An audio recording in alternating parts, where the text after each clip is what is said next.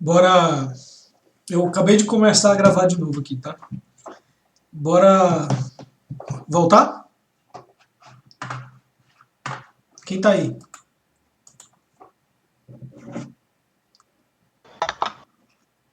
Alex.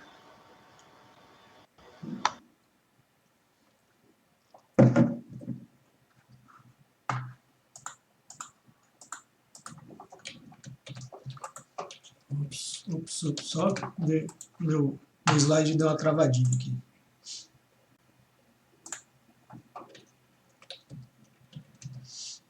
Pronto, voltou. Vocês estão todo mundo aí? Posso começar? Sim. Então, beleza. Nós vamos estudar agora um pouquinho de biblioteca de plotagem de gráfico e um pouquinho de análise exploratória com Python. Existem algumas bibliotecas de gráficos para plotar gráfico com Python. As mais famosas são o Matplotlib e o Seaborn, para fazer gráficos estáticos. E tem alguns que fazem gráficos interativos, de interação com o usuário. Então você clica e ele reage, né? Esses aqui são alguns exemplos. Então, fora do escopo desse curso, eu vou apresentar só gráficos estáticos para vocês. Eu começo com um dataset, um data frame, que está dentro da biblioteca do Seaborn. É um dataset de gorjetas de restaurante. Aqui eu tenho o valor da conta, o valor da gorjeta, o sexo, se é fumante ou não, o dia da semana, se é almoço ou jantar e o tamanho, a quantidade de pessoas na mesa. Aqui eu apresento para vocês um gráfico de dispersão. Em inglês a gente chama esse gráfico de dispersão de scatter plot. E no Seaborn a gente consegue implementar ele com um tipo de gráfico que a gente chama de Hell plot, que é um plot de um tipo de gráfico que a gente chama gráfico de relação, relação entre duas variáveis. Vamos ver a sintaxe para a gente traçar esse gráfico aí. Primeira coisa que eu tenho que fazer é importar a biblioteca do Seaborn. Segunda coisa, ajustar, por exemplo, é bem conveniente que você ajuste o valor padrão do tema, escala e paleta de cor. Então, com isso aqui, ele tem um conjunto de valores padrão que são bem convenientes, são bem bonitinhos e bem agradáveis ao olho e tal. Outra coisa, eu posso querer usar um dataset que já esteja na biblioteca do Seaborn. Se esse for o caso, se você estiver interessado num dataset que seja na biblioteca do Seaborn, basta você colocar load dataset e o nome do dataset e ele carrega isso no formato de um data frame para você. Beleza. O Seaborn ele veio com uma inovação e ele ficou famoso por causa dessa inovação, que é o seguinte. Você passa num argumento chamado data, você passa um dataset, um data frame. A partir daí, você pode referenciar a variável que vai ser plotada no eixo Y e a variável que vai ser plotada no eixo X somente pelo nome das colunas desse data frame. Isso se mostrou bastante conveniente, porque antes os outros datasets eles faziam com que você tinha que fazer da seguinte forma, passar a coluna inteira. Vamos supor, coluna tip aqui, ó. Você tinha que passar a coluna inteira como argumento. E no Seaborn não mais, você pode passar só o nome da coluna. Isso aí, em termos de experiência do usuário, de facilidade, agilizou muito. Outra coisa que agilizou, ele traz argumentos de agrupamento já prontos para você. Eu vou mostrar que argumento de agrupamento é esse aqui. Então, essa função hellplot, ela representa uma categoria de gráficos. Aqui eu posso colocar um kind dentro desses argumentos aqui. Um dos possíveis argumentos é o tipo. Se eu colocar kind igual a scatter, ele plota um scatter plot para mim, que é isso que a gente viu aqui. Se eu colocar kind igual a line, ele vai plotar um gráfico de linha. Por que que aqui ele plota um scatter plot? Porque por padrão, o valor padrão desse argumento kind aqui é scatter. Mas beleza, se eu quiser um gráfico de linha, é só eu botar kind igual a line, e aí ele plota para mim, que é uma beleza. Isso aqui equivale a eu chamar um método também do Seaborn, que é scatterplot, ou um método lineplot. Só que aí ele agrega tudo nesse hellplot aqui para mim e eu passo só o kind. O dataset eu passo no argumento data, aqui o nome da variável que vai ser plotada no eixo x, o nome da variável que vai ser plotada no eixo y, e o rio aqui, que é um parâmetro de agrupamento. Rio, vocês sabem o que é esse rio? Lembra o que esse rio que vem na mente de vocês assim, de vocabulário?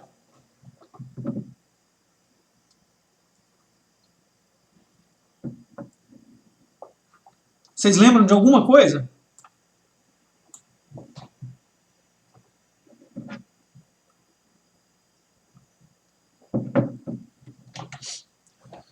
Nada? Não lembro de nada? Eu lembro. Estão vendo minha tela?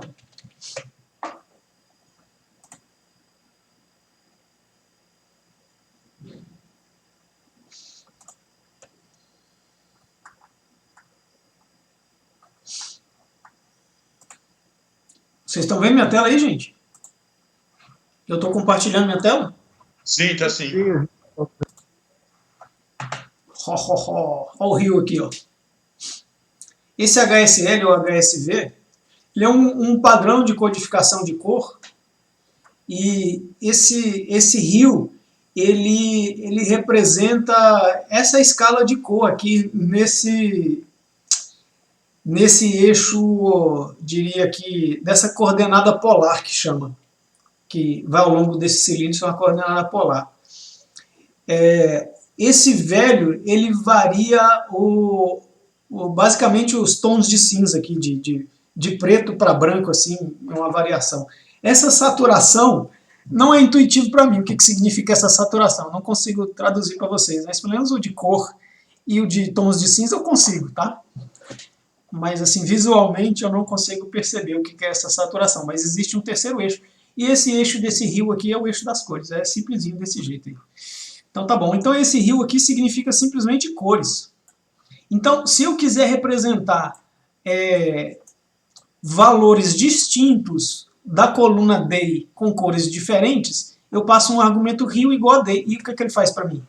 Ele bota cada dia com uma corzinha diferente e representa aqui para mim. Isso serve para eu fazer análise exploratória de dados. Vocês entendem, eu diria, aplicações para esse rio aqui? Se vê em cores diferentes? Eu vejo. Sim, ele cria uma terceira dimensão de análise. Né? Isso, ele cria uma terceira dimensão que você consegue até enxergar relações diferentes no seu dado. Então serve para análise exploratória de dados. O visual ajuda muito, né? Uhum. Eu queria mostrar mais outro dataset para vocês, que é o de ressonância magnética do córtex cerebral. Aqui, eu não sou um especialista nessa área do conhecimento, eu sei que aqui tem um sinal, e que esse sinal ele funciona diferentemente para algumas regiões do cérebro e para alguns eventos. Aqui o sujeito é um indivíduo que foi testado, e aqui o time point, imagina que ele vai fazer, tem uma cabeça aqui, ele vai fazer uma sequência de fotos de vários lugares dessa cabeça. O time point que eu entendo é como se fosse cada pedacinho dessa foto aqui, entendeu? A minha noção intuitiva desse dataset aí, que é esse time point. E essa aqui é uma região do córtex cerebral, tem essa parietal e tem uma outra, que agora eu não lembro o nome. E a frontal e a parietal, tá aí. Aqui, vamos estudar o que eu fiz. Eu carreguei esse dataset, o time point eu coloquei no eixo X, e aí no eixo Y foi essa força do sinal. Na coluna eu coloquei radian. Então coluna, gente, ele vai simplesmente fazer dois gráficos. Um com tudo que for frontal e um com tudo que for parietal. O rio vai ser a cor, então o que for azul vai ser de uma corzinha, de um evento. Qual que vai ser o evento? O evento é o Steam, e tá aqui, ó, o Steam e o Kill. Eu não sei o que são esses dois eventos aí, tá? Deve significar alguma coisa importante. O Style. O Style aqui está representado uma linhazinha contínua, e aqui o Style é uma linhazinha tracejada. O Kind é igual a Line, então é por isso que ele traçou um gráfico de linha unindo os pontos aqui, ó, e não um scatterplot. Bom, ele conseguiu referenciar todas essas colunas do meu data frame porque eu estou passando esse meu data frame aqui e esse data frame tem todas essas colunas. Pergunta de vestibular agora. Gente, o que é essa linha mais clara em volta do negócio aqui? Eu acho que é intervalo de confiança. Rapaz, você é estatística, Eliane? Eu sou. Ah, então é por isso. Então é por isso, é isso mesmo. Eliane, você quer dar uma aula de estatística para nós? O que é o intervalo de confiança? Então, o intervalo de confiança, se a gente fosse trazer para o nosso dia a dia, é aquele intervalo onde a maior parte, em torno de 90% a 95%, das medidas vão estar contempladas nesse intervalo. É como se fosse... ele leva em conta... quanto mais medidas eu tiver, né, eu tendo a ter um intervalo menor, porque ele leva em conta o número, tá, de medidas. Mas basicamente o quanto varia, né? Se eu tiver um intervalo muito grande, para eu ter grande parte das minhas medidas nele, esse intervalo de confiança fica grande, fica largo. Se a medida tiver uma variabilidade pequena, o intervalo de confiança acaba sendo menor. Perfeito, muito bom, Eliane. Gente, além da Eliane, mais alguém aí é especialista ou alguém não sabe nada desse assunto? Quer algum detalhe a mais sobre isso?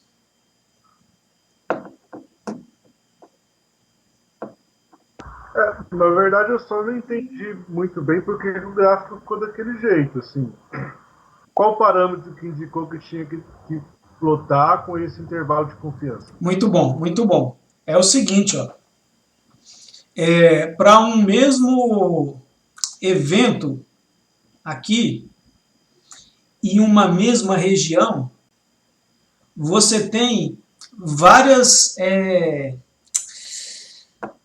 como é que eu chamo? Observações. Em vários time points diferentes. Deixa eu ver aqui, ó. Aqui não está repetindo. Vamos ver esse aqui. Nesse time point, olha só. Nesse time point, nesse evento e nesse parietal aqui, eu tenho 1, 2, 3, 4 medições que são de 4 pessoas diferentes. E aí, se eu mando plotar esse gráfico aqui, ó, no time point Steam, que é o azulzinho, no parietal, que é esse lado aqui, e deixa eu ver aqui, no time point 18, que é mais ou menos por aqui, eu vou ter várias observaçõezinhas ali.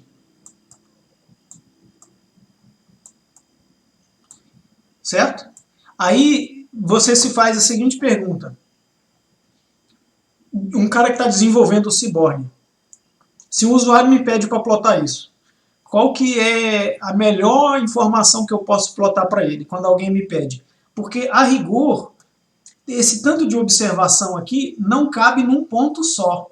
E seria injusto você escolher um desses pontos aí. O que o Seaborn está escolhendo aqui? A média, e também está representando o intervalo de confiança dessa amostra, que está aqui. Então, esse intervalo de confiança que está aqui é o intervalo de confiança por padrão que ele está colocando aqui, que é o intervalo de confiança de 95%. Então, nesse intervalo de confiança de 95%,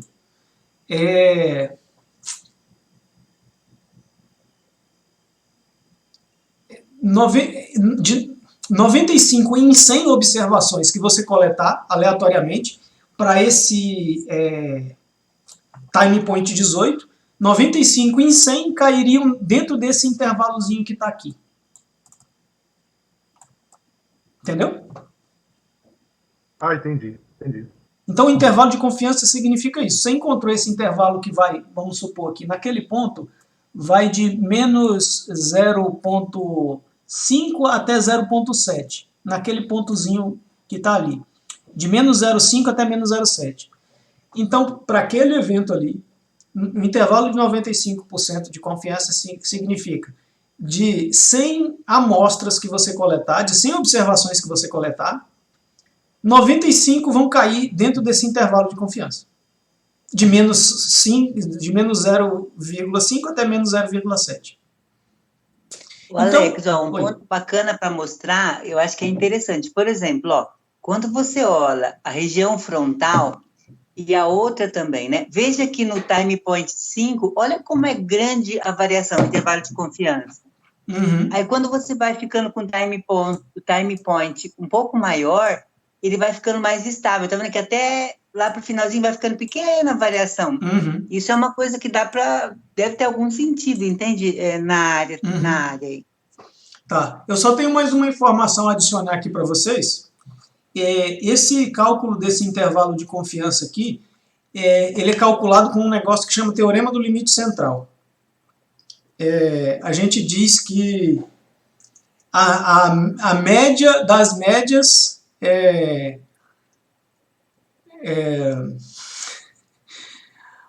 a distribuição das médias converge para uma distribuição. Como é que é o nome daquela frase? Mas, enfim, se eu pegar de uma população e extrair várias amostras e tirar uma média de cada uma dessas amostras, vamos supor, eu pego de uma população, eu pego 100 amostras distintas e em cada uma dessas amostras eu tiro uma média. Eu vou chamar média amostral. Aí eu monto uma distribuição com essa média amostral. Essa distribuição vai convergir para a média da minha população. Quanto mais amostras eu coletar, mais isso vai convergir para a média da minha população. Entenderam aí o teorema do limite central? É exatamente isso. É bem legal esse teorema do limite central. E ele tem muita aplicação e muito impacto na estatística. Tem uma outra, fazendo um parênteses, né? Quando você está na faculdade, eles vão dar a parte de probabilidade, então eles falam não é igual, mas com a mesma ótica que você acabou de colocar, tem a questão do dado, de você jogar o dado infinitas vezes e a probabilidade de sair cada face, se o dado não for viciado, é 1/6, né? Ninguém acredita, e aí todo mundo testa, e pior que acontece, né, quando o dado não é viciado. É mais ou menos essa mesma ideia. No limite, as coisas vão caminhar para a média mesmo, populacional. Então tá. Eu só queria mostrar para vocês que eu fui lá na documentação do Seaborn, que ela é muito boa, tá? E puxei de lá um trechinho. Então ele fala sobre essa parte do intervalo de confiança. Usando o kind igual a line, isso oferece a mesma flexibilidade semântica desse mapeamento aqui. Mas o line plot ele transforma o dado antes de plotar. Então o que você está vendo aqui não é o dado real, mas uma transformação desse seu dado. Na verdade, ele fez um group by, tirou a média e desse group by ele também calculou o intervalo de confiança. Então o que você está vendo aqui não é o dado real, é o dado transformado, tá? É o que ele está falando aqui, ó. Ele transforma o dado antes de plotar. Aí ele está falando, as observações são ordenadas pelo seu x, né, por esse seu x aqui. Então ele vai ordenar isso aqui, vai considerar, por exemplo, o que está aqui dentro de um mesmo de um mesmo conjunto de observações, eles são ordenados pelo X. Observações repetidas são agregadas, que é o que eu estou falando para você, ele agregou, por exemplo, esses valorzinhos aqui. Por padrão, o plot mostra a média desse conjunto agregado e o intervalo de confiança de 95%. Então, as observações são ordenadas pelo eixo X, observações repetidas são ordenadas, agregadas, digo, e calcula-se a média e o desvio padrão no intervalo de 95%. E aí, entendeu?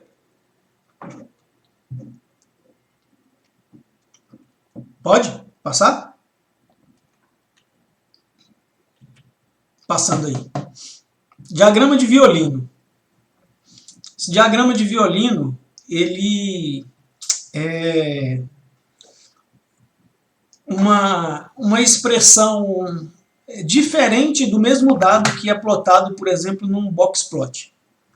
E uma outra analogia é com um gráfico de um histograma, que é as barrinhas que estão aqui, ou de um KDE, que a gente chama de Kernel Density Estimation. Esse KDE é uma aproximação de uma combinação de curvas gaussianas, todas como se fossem somadas, para aproximar de uma distribuição que mais se aproxima do seu histograma, seu gráfico de barras ali. E aí o seu próprio Seaborn, ele já plota esse KDE para a gente, ele faz isso bem legal, sem a gente pedir até. E aí tem uma maneira da gente plotar o box plot, a gente vai ver, e tem uma maneira de plotar o violino. Vamos ver aqui, para essa distribuição que eu tenho aqui, o box plot equivalente, vocês sabem o que essa linha do meio do box plot representa? A média? A mediana. A mediana. Então, uma mediana, ela divide uma distribuição ao meio, tá? Então, metade das observações estão para um lado e metade estão para o outro, ok? Esse treco aqui, essa fronteira aqui, vocês sabem o que é isso aqui?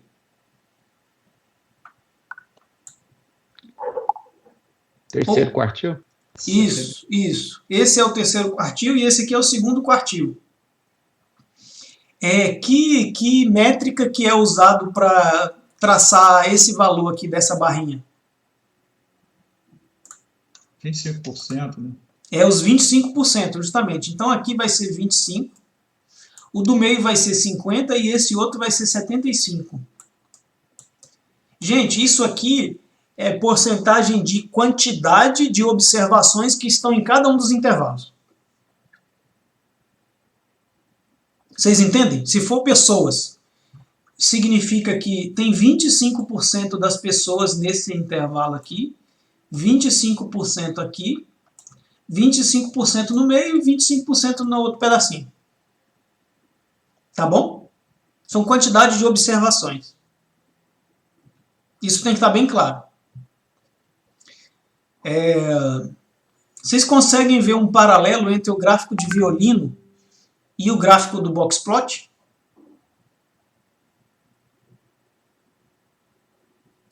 Eu consigo, mas ele replica, né, Alex? Ele faz tipo um espelho, né? Faz. E aí, fácil de ver aqui? E me parece uma analogia muito clara aqui com o KDE, né? Assim, eu nunca estudei a fundo, mas me parece que ele plota um KDE aqui pra gente aqui, ó.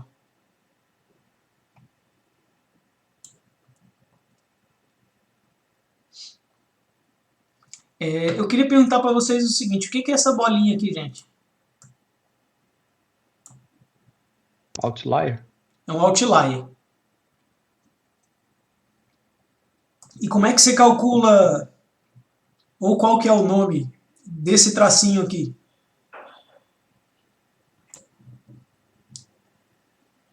Eu chamo de valor máximo e valor mínimo sem outlier. Não sei se tem um nome especial. Eu chamo isso aqui, eu já estudei como IQR, que é Interquartile Range. E tem uma formulazinha para calcular aqui, que agora eu esqueci, mas é 1,5 vezes alguma coisinha ali. Eu acho que é isso mesmo. Eu acho que é 1,5 vezes a diferença interquartílica, viu, Alex? Ah, acho que é isso mesmo. Acho que é isso mesmo. Então tá, beleza. Então, gente, mas assim, você não precisa decorar essa fórmula. Só a única coisa que você precisa não se confundir é que esse tracinho aqui, ele é usado com uma utilidade para dizer que daqui para lá a gente interpreta como se fosse um outlier. E não enxergue, quando você vê esse tracinho, não confunda isso com o final do seu intervalo válido. Só isso, não precisa decorar a fórmula disso aqui não. Não precisa decorar essa fórmula não. Só não confunda com o final do intervalo válido. Suficiente. Ainda pode ter um outlier aqui que está no intervalo válido, tá bom? E eu acho que eu vou mostrar... Ah, aqui tem de onde eu tirei esse gráfico, eu acho. Então eu vou mostrar como é que plota isso aí. Tá, a gente estava estudando essas coisinhas agora.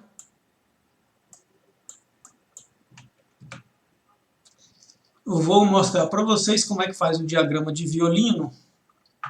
Cat-plot, tá? E eu boto um kind igual a violin. Se eu colocar um kind igual a box,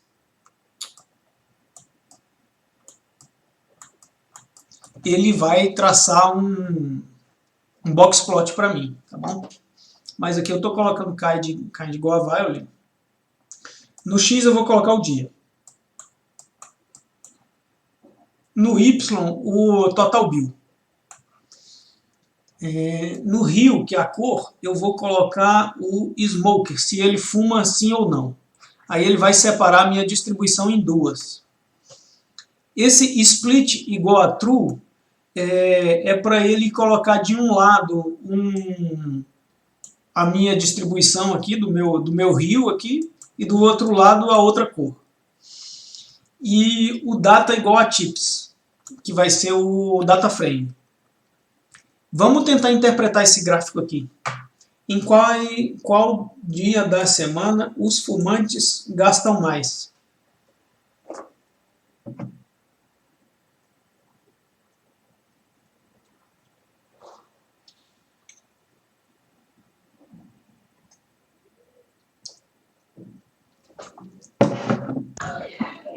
Acho que em termos de valor é no sábado, né? Ou sábado ou domingo, eu acho. Um dos dois também. Eu colocaria um dos dois, sábado ou domingo. E eu tô com os dois aí, com o André e com a Eliane, onde eu tenderia um pouco mais... Eu acho que você tem que calcular a área também. Justo, aqui, é o que eu ia falar, André, eu calcularia a área, tá? E aí onde tiver a área maior eu vou. O Alex, o fumante é o azulzinho, hein? Ops. Ah, então, agora sim, né? O fumante é o azulzinho, então, eu iria mesmo viu, André? Eu calcularia a área acima da mediana. Isso, boa ideia. Porque a área abaixo da mediana é ruim, né, para o faturamento, entendeu? Mas, enfim, a inspeção visual é só uma elucubração para a gente ver a utilidade do gráfico, tá? Ô, Alex, você sabe, você sabe, porque assim, tá vendo? Ele pôs a bolinha branca, ele pôs a mediana. Essa mediana, ela deve ser de uma das distribuições, será que não é? Porque a impressão que eu tenho é que para marronzinha no domingo, ele seria um pouquinho mais para baixo. Oi, Eliane, você está aí ainda? Ixi, Eliane caiu, vocês estão aí? Não, eu estou aqui, desculpa, estava falando no mudo. Então, a impressão parece que ele seria um pouquinho deslocado do azulzinho para o marrom.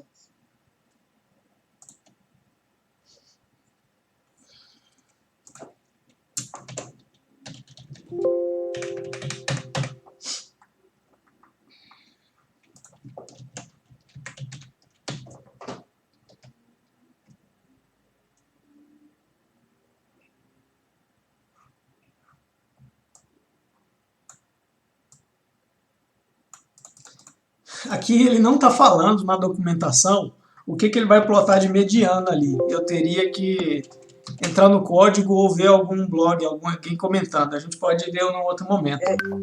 Sabe que eu acho que, como você pôs esse split, eu tô achando que ele considerou tudo como uma coisa só. Eu tô achando, mas não sei também. Esse também é meu feeling, tá? Esse também é meu feeling. Tô achando. Então tá.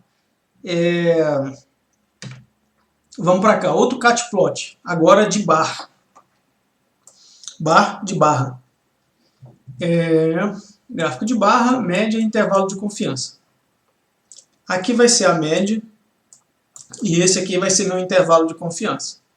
Por quê? Porque aqui vai ter várias amostras dentro de cada uma dessas barras, né? Então vou plotar um gráfico de barra com esse meu dataset, kind igual a barra, no eixo X day, no eixo Y o total bill e no rio aqui o smoke. Pelo fato de, num determinado dia, mesmo sendo só, vamos supor, o fumante, vão ter vários clientes que se encaixam nessa categoria, então ele vai agregar todo mundo, fazer a média e tirar o intervalo de confiança. Queria mostrar um outro gráfico para vocês, que é o per plot. Esse gráfico aqui é interessante. Vocês conseguem enxergar uma utilidade para esse tipo de gráfico aí? De per plot? O Alex, esse caso da Iris, nos meus livros tinha esse exemplo, sabia? Uhum. Dessa base. Isso é antigo. Vocês conseguem pensar num exemplo onde seria útil usar esse gráfico de per plot? Um problema? Clusters. Hã? Clusters. Pode ser, clusterizar. Pode ser, você consegue enxergar cluster aí, né? Tem um outro problema também, que é um problema de classificação. Vocês sabem o que é uma coisa linearmente separável?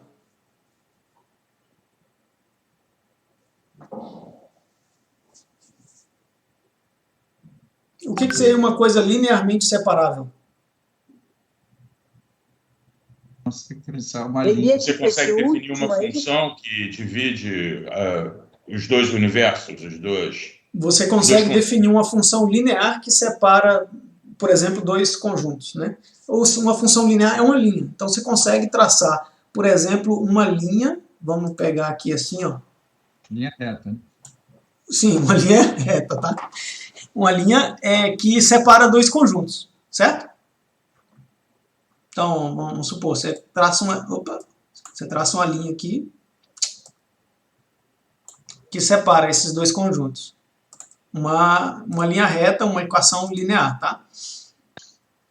Então, sempre que você tiver uma feature de um problema que você esteja querendo analisar, que você consiga traçar uma linha reta que separa o seu conjunto de dados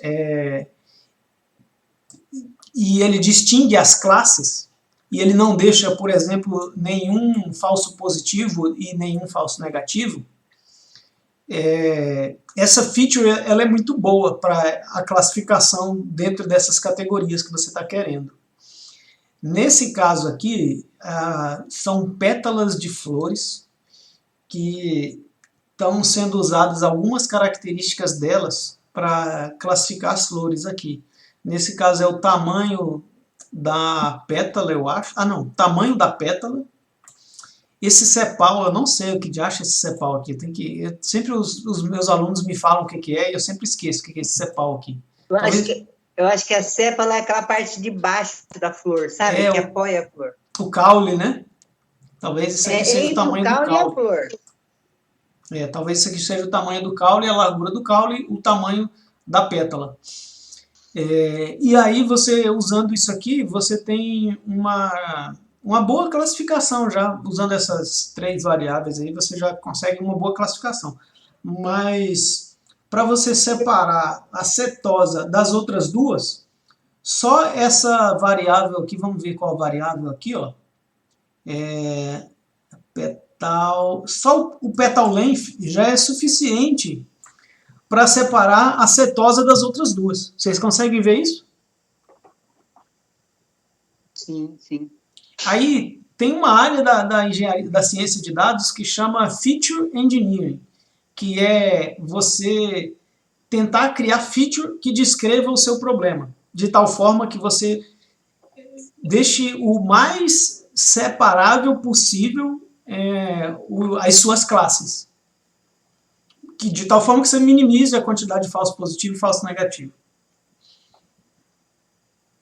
Então, esse gráfico é muito útil para análise exploratória de classificação. Então, se você for se deparar com problemas de classificação, um dos primeiros gráficos que você tem que plotar é esse aí. Vamos supor, você inventou uma feature e quer ver se ela é boa. Cara, o primeiro é esse aí, o perplot. Tá bom? Mas aí você tem que ter o dataset rotulado com as suas classes, né, para você plotar isso aqui.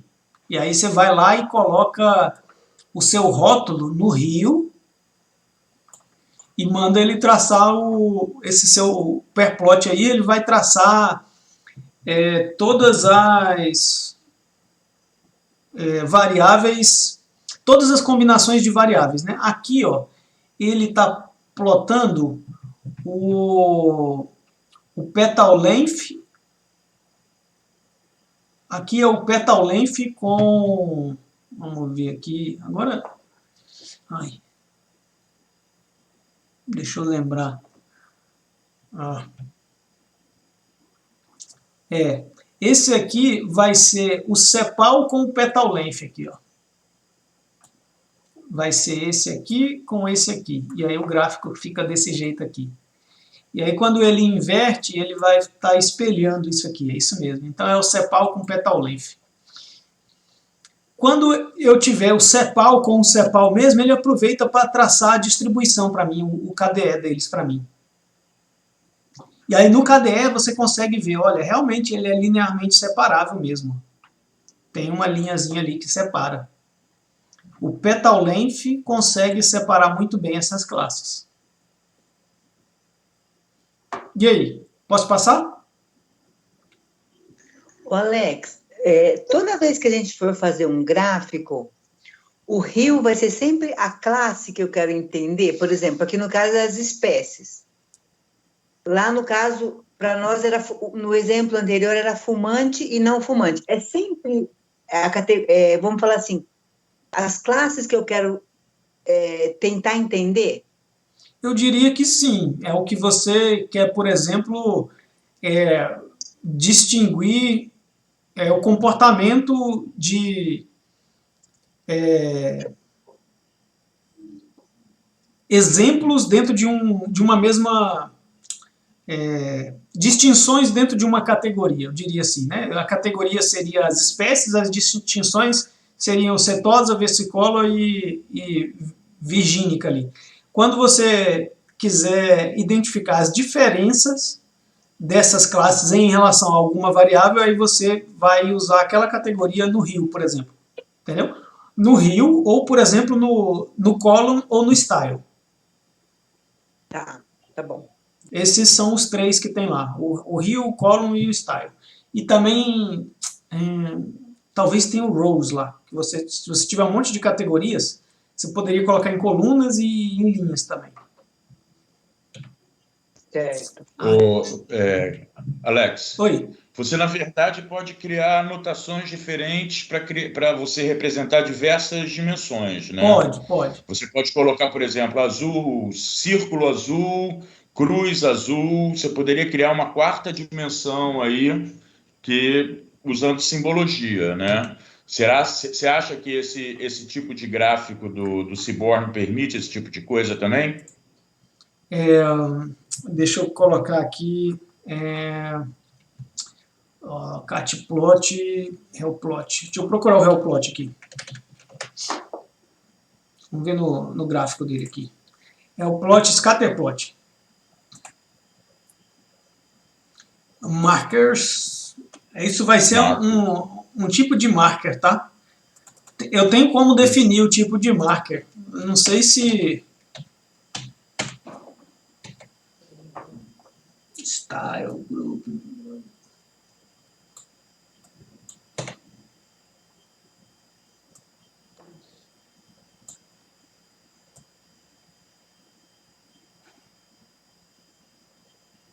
Isso aí, você pode passar uma lista de marcadores. Você pode dizer o que você quer lá como marcador.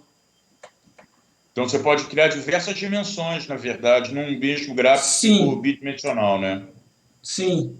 Deixa eu ver se ele tem o marker aqui. Só como um exemplo. Aqui, ó.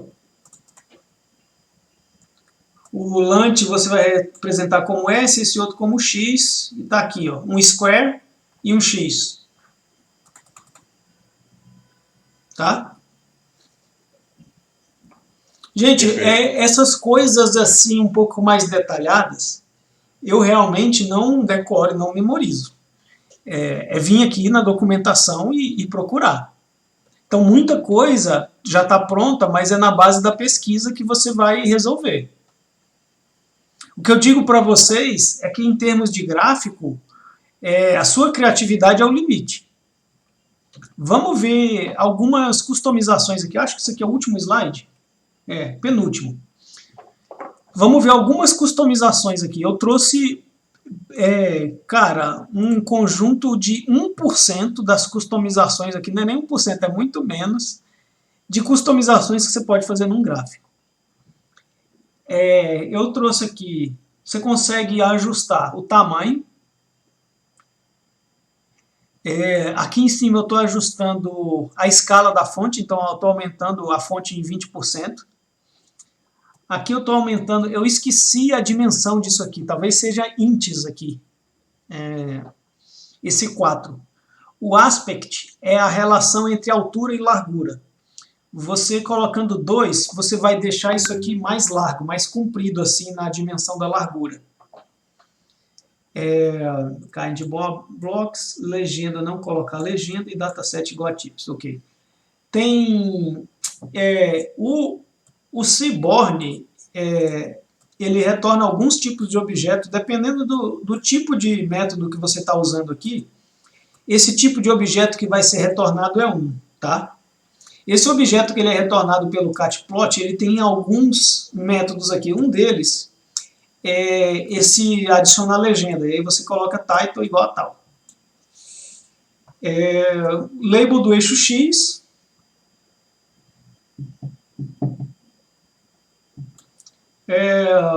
Aqui, isso aqui vai setar os ticks, que são os tracinhos. Aí aqui eu vou colocar tracinhos do 0 até o 60, e aqui no eixo Y eu vou colocar uma lista, que é os dias da semana que eu tenho ali. No eixo X, eu vou, por causa desse, isso aqui é uma variável axis que ele tem lá.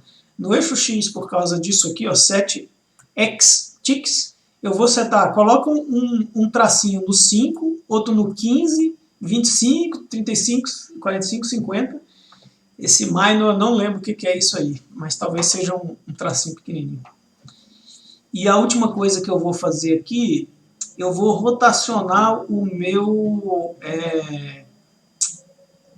os meus labels, que acho que são esses aqui, ó, do eixo Y. Eu vou rotacionar em 30 graus. Vamos ver como é que ficou isso aí, ó. Aqui, eu rotacionei isso aqui em 30 graus. Nossa. Eu coloquei os meus ticks ali nesses valorizinhos. Deixa eu ver o que mais que eu fiz. Eu coloquei esse intervalo aqui de 0 até 60. Com isso aqui, ó. o limite no eixo X.